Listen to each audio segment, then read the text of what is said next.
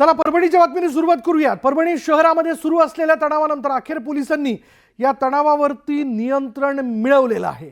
शहरामध्ये मोठा पोलीस बंदोबस्त तैनात करण्यात आला आहे। ठिकठिकाणी पोलीस बंदोबस्त असल्यानं आता जमाव देखील पांगला असल्याचं दिसतंय। त्यामुळे कलम 144 आता परभणीत लागू करण्यात आलेलं आहे। अर्थात कलम 144 म्हणजे जमावबंदी। 5 पेक्षा अधिक लोक जर काही ठिकाणी जमा झाले तर त्यांच्या विरोधात गुन्हा दाखल करण्यात आला आहे। पण परभणीमध्ये जे हिंसक आंदोलन झालं त्यामध्ये काही ठिकाणी सार्वजनिक मालमत्तेचं नुकसान झाल्याचं देखील आपण पाहतोय। ठिकठिकाणी जमावानं टायर देखील जाळले होते। त्याच्यावरची काच पडल्यावरून काहीशी तणावाची परिस्थिती तयार झालेली होती। त्या संदर्भामध्ये कालच संबंधित जो आरोपी आहे त्यालाही गुन्हा नोंद करून त्याच्यामध्ये अटक करण्यात आलेली होती। आज निषेध म्हणून या ठिकाणी काही तालुक्यामध्ये आणि परभणी शहरामध्ये बंदचं आयोजन करण्यात आलेलं होतं आणि आंदोलनकर्त्यांना बंदनंतर निवेदन द्यायचं होतं। निवेदनासाठी जाताना मार्केटमधून काही जे आंदोलनकर्ते आहेत त्यांनी दुकानाचे बोर्ड्स त्याच्यानंतर CCTV कॅमेरे हे टार्गेट करून त्यांना नुकसान करण्याचा पोचवण्याचा प्रयत्न केला। काही ठिकाणी वाहनांचे टायर देखील जाळण्यात आले।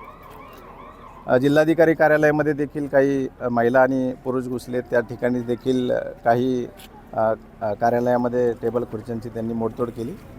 या संपूर्ण प्रकारानंतर आता हे सगळे जे लोक आहेत ते आता जिल्हाधिकारी कार्यालयातून बाहेर काढण्यात आलेले आहेत।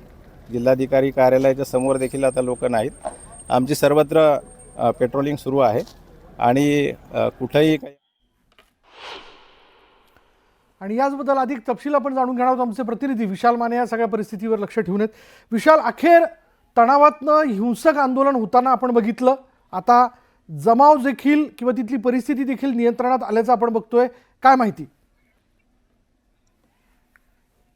अखेर कित्येक तासानंतर परभणी शांत झाली असं म्हणलं तर वावगं ठरणार नाही। परभणीमध्ये काल झालेल्या घटनेनंतर आज बंद पुकारण्यात आला होता। परभणी शहरसह जिल्ह्यातील जवळपास सर्व तालुक्यांमध्ये हा बंद पुकारण्यात आला होता।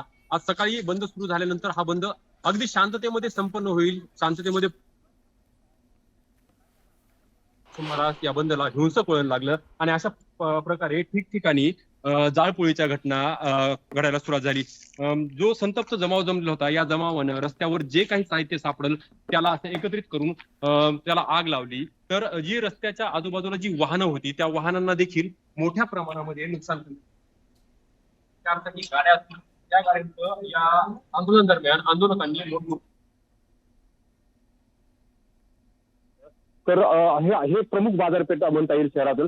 या ठिकाणचे जे वेगवेगळी दुकाने आहेत तर या दुकानांची बोर्ड अशा रागाला समोर गेले आहेत।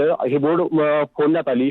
त्यानंतर पोलिसांनी वेळोवेळी प्रशासनानं आंदोलकांसोबत संवाद साधायचा प्रयत्न केला, आंदोलकांना शांत करायचा प्रयत्न केला, परंतु आंदोलन वरचे वर चिघळत गेलं। आता काही वेळापूर्वी नांदेड रिजनचे जे IG आहेत शहाजी उमाप यांनी परभणीमध्ये भेट दिली आहे आणि त्यानंतर पोलिसांचा मोठा फौजफाटा हा रस्त्यावर उतरण्यात आलेला आहे। एकूण सध्याची परिस्थिती जर आपण परभणी शहरातील पाहिली तर रस्त्यावर आता जमाव दिसून येत नाहीये आणि परभणी शहरामध्ये म्हणता येईल पोलिसांनी मोठ्या प्रमाणामध्ये जे काही आंदोलक होते त्यांना घरी पाठवलेलं आहे। जिल्हाधिकाऱ्यांनी 144 कलम लागू केलेली होती, परंतु आणि आता 144 कलम लागू करण्यात आल्याचं आपण बघतोय। पण त्याच्यानंतर आता पोलिसांना तिथल्या सगळ्या तणावाच्या परिस्थितीवर किंवा जो जमाव तयार झालेला होता त्याला पांगवण्यात यश आलेलं आहे। आता काही ठिकाणी जे आपण हिंसक आंदोलन होताना बघितलं, तोडफोड होताना बघितली, तिथं आता शांतता आहे। सध्या परभणीत तणावपूर्ण शांतता असली तरी दुपारपर्यंत मोठ्या प्रमाणात वातावरण तापलं होतं। परभणी धगधगत होतं। संतप्त जमावानं मोठ्या प्रमाणात दगडफेक करत जाळपोळ केली। आक्रमक जमावानं मोठ्या प्रमाणात दुकानांची तोडफोड केली आणि यावेळी जमावाला पांगवण्यासाठी पोलिसांना सौम्य लाठीचार्ज करावा लागला। परभणीमध्ये अज्ञात माथे फिरून संविधानाचा अपमान केल्याच्या निषेधार्थ आज परभणी शहरात कडकडीत बंद पाळण्यात आला आणि त्याचबरोबर जिंतूर रोडवरील विसावा फाटा इथे आंदोलकांनी रास्ता रोको केला। यावेळी आंदोलकांनी आक्रमक पवित्रा घेतला। नियंत्रण मिळवण्यासाठी कलम 144 लागू करण्यात आलं। कलम 144 लागू असूनही आंदोलक महिला जिल्हाधिकारी कार्यालयात घुसल्या आणि त्यांनी कार्यालयात तोडफोड केली। आंदोलकांनी जिल्हाधिकारी कार्यालयात घोषणाबाजी केली।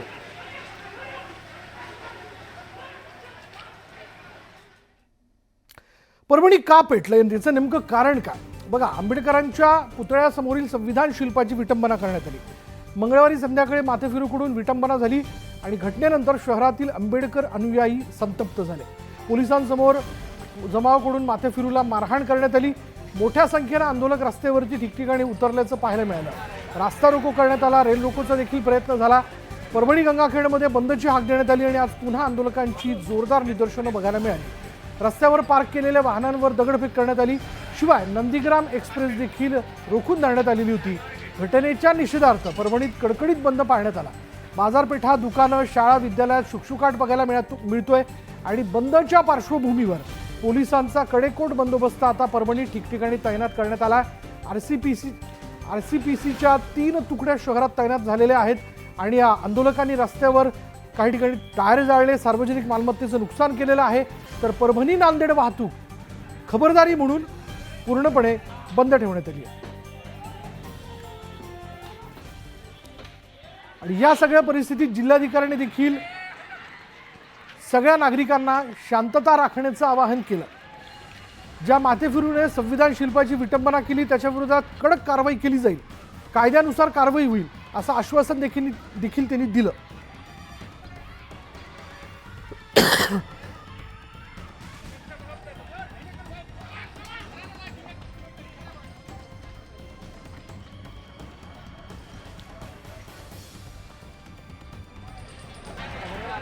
त्यामुळे आता परभणीतील तणावावरती नियंत्रण मिळवण्यात पोलिसांना यश आलेलं आहे. दंगल पथक म्हणजे दंगल नियंत्रण पथक देखील तैनात करण्यात आलेलं आहे. जिथं जमाव निर्माण झालेला होता, जमाव तयार झालेला होता, त्याला पांगवण्यात पोलिसांना यश आलेलं आहे. त्याची दृश्य आपण पाहतोय. परभणीतली बाजारपेठ आहे. तो फार वेळ आहे. सर्व परभणीकरांना याची कल्पना सुद्धा आहे. त्याला अटक करण्यात आलेली आहे. संविधान आपल्या सर्वांसाठी सर्वतोपरी आहे, सर्वोच्च आहे. आपल्या तुम्हा सर्वांना संविधानाविषयी नितांत आदर सुद्धा आहे. पण कायदा हाती घेत सामाजिक सलोखा बिघडेल अशी कोणतीही कृती होणार नाही याची आपण सर्वांनी काळजी घ्यावी.